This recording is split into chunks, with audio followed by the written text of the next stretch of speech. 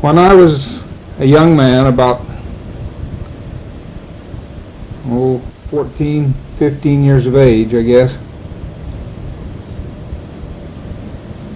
when summertime came, where we were out of school, and so Harold Smith and Irwin Robinson, who is now your great uncle, and Dale Farron decided that we would go up on the mountain and camp out for a week. So we scurried around and we borrowed jackasses to carry our foods up on, and we had horses. I had old Strawberry and we had old Gray, and I forget now what the other horse was, but anyhow we had 3 horses. And so we packed all of our groceries and our bedding and everything on the jackasses, and we started to go up on the mountain. And we was going to go over to Hospital Flat to have our camp out, because that was a nice central location, and we could crawl down in the ice caves that's down in the Hospital Flat down there, and we could ride from there to the towers, and we could just all over the mountain. It was real convenient. So we went over to camp out in Hospital Flat. So we left home early in the morning, and we rode all day long up the mountain on the horses. And so we got in the camp. Oh, it must have been, well, it wasn't, we didn't take a half day. It must have taken us a little over a half a day to get there. It was about maybe 2 or 3 o'clock in the afternoon, 2 o'clock maybe, when we got there.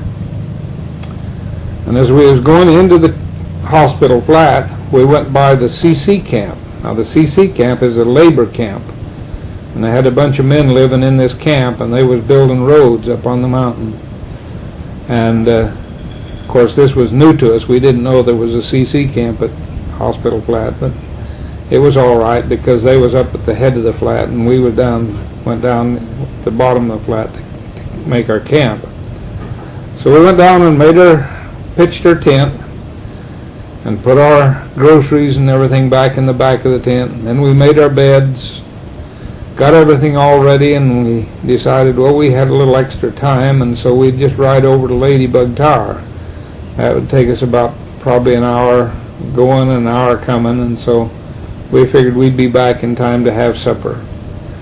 So we turned the jackasses out in the flat, hobbled them so that they couldn't run away, and turned them out to pasture out in the flat.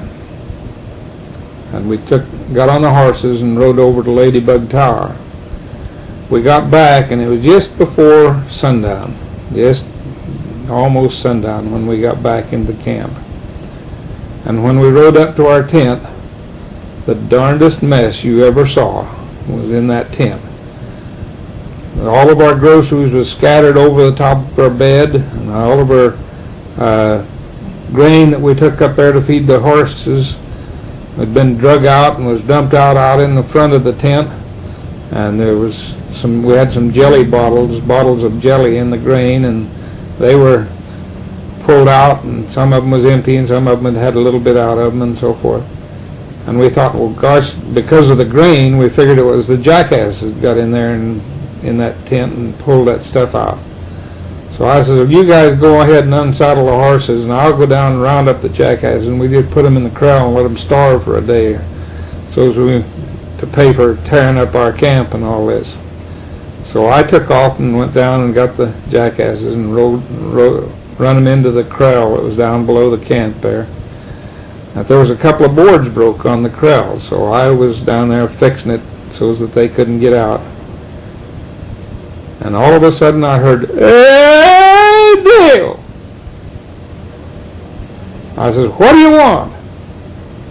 "Hey, Dale, come here quick." "I can't, I'm busy, I'm fixing the corral." "Come here quick." And so I went running up there. I thought, oh, Harold was about to die, the way he was sounding. I went run up to the camp, and as I got up close to the camp, there was a great big old dead tree laying on the bank of the canyon that was just behind us. And up on top of that old dead tree stood a big old brown bear, and as I come up, why, he started to walk down the log, and I could see his legs moving. That was the first thing I saw about him. And just as I went running up there, why, he jumped off the log and went down into the canyon. And I says, oh boy. They says, what are we going to do? And I said, gosh, we got to get him out of camp. And so we decided that we would take tin cans and sticks, and we had an axe or a little hatchet and a knife. That was all we had to defend ourselves with, was a hatchet and a knife, and I didn't figure that'd do much with that old bear. But anyhow, we took them with us, and we took the sticks and the tin cans, and we got behind that old bear and began to pound on the cans and what have you, and so he went away from us, went across the canyon and up the other side, and we drove him over the top of the next ridge and over into the next canyon. And when we got about halfway across the next canyon, why, he decided that was far enough, and so he climbed up in a tree. Well, we couldn't get him out of the tree, and we didn't want to fight him, so we just decided, well, we'd leave him there. And so we went back to camp. And by then we'd decided that the jackasses hadn't tore up our camp, it was the bears, and so we went down and opened the gate and turned the jackasses back out with the horses out the pasture out in the flat there. And went back up to camp and straightened up our mess we had there and took inventory, and all of our bacon was gone. Our flour was about all gone. There was a little bit of flour left. There was some butter, and most all of it was gone. And our jam was in the grain, and so we had a little jam. And we had enough stuff there, we figured when we got through that we could probably stay 2 days at the outside. And we was up there planning on staying a week. And we had some cocoa and some sugar. And so we made a pot of cocoa and cooked up what little bacon and what have you we had left that night, what little bit of meat there was left, and made our supper and cleaned up our bed. And so by then it was dark, and we got into bed and laid down, and I had a flashlight by the bed, and so we was laying there just kind of talking a little bit and about to go to sleep. And rattly bang, that can that we'd made the cocoa in, we'd left it sitting out on the table, and it went rolling out across the yard out there. I threw the lights out there, and here was a big old black bear. And he'd come along and stuck his nose in that hot cocoa can, and he didn't like the smell of it, so he swatted it with his hand and knocked it, and it went rolling out across the yard. Well, we got up and we got our cans and our sticks and began to pounding and yelling and drove him out of the camp. And then we settled back down, and of course we didn't sleep very good that night, but we kept one eye open for the bears. And the next morning we got up and was fixing breakfast, and we heard the darndest racket up towards the CC camp up the top end of the valley. And so we quickly caught our horses and went riding up there to see what the heck was going on up there. And some of the boys had treed a little brown bear up in a pine tree, and there was 2 pine trees right close together, and they growed together up in the top, and this bear got up in one of those trees. And so while we was there, well, one of the boys decided that he'd climb up the tree and put a rope on his legs, and catch him. And so he went climbing up that tree after that bear, and of course as he'd go up, the bear would go up too, and the higher he went, the higher the bear went. Pretty quick it got up to where there wasn't much room for the bear to go up any higher. And so this guy reached up with a rope trying to put it on his foot, and that bear reached out with that hind leg of his and slapped at him and slapped the bark right off of that tree. And boy, that old kid said that was enough. He come down. He didn't want to stay up there in that tree with that bear. And so they tried to climb up the other tree that went up the other side of it, and the same thing happened. As they'd go up, the bear'd go up. And pretty quick he was up there where the trees come together, and they couldn't get above him, and so they finally come down and they decided that they'd just have to wait and leave that bear up in the tree. And so they took turns staying out there under the tree all day, keeping the bear up in the tree. And so about, let's see, was they all day or the next morning? I guess it was, they stayed all day and all night keeping that bear up in the tree. He hung on and kept up there all day and all night. And it was the next morning is when we heard the noise. Anyhow, we heard a bunch of racket going on up there again, and so we jumped on our horses and went riding back up there to see what had went on.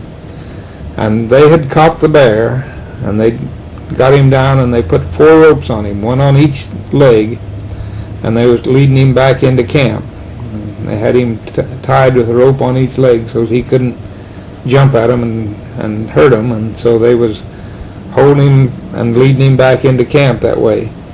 And when we got there, why, one of the officers from the camp come out to see what the dickens they'd done, and he was standing talking to them, and the guys holding the ropes kind of was paying more attention to the officer than there was to the bear, and they relaxed the hold on the ropes, and that old bear seen his chance, and he made the lunge, and he caught one of the boys right on the back of the leg, and he took a chunk out of his leg, just bit a chunk right out of his leg. Well, of course, they had to run to the doctor with him, and put him in a car and took him down off the mountains to a doctor to get him treated, and I guess he went into hospital. We never did see him again.